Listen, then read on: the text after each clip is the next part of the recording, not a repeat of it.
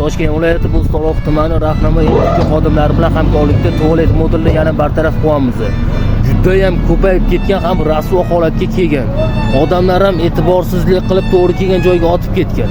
Video davomida ko'rsanglar bo'ladi. Tualet modulini bartaraf qilyapmiz. Uni ustiga borib yetmagandek chiqindilarni tashagan, yoqib ham rasvo holatga keltirgan. Unisi ham yetmaganiga atroflari chiqindi bilan rasvo holatga kelganda, hozir videoni ko'ringlar. Ko'rasizlarmi bu holatda ustiga mana yoq qilganda teglari polni kulib bo'lib yotibdi buni.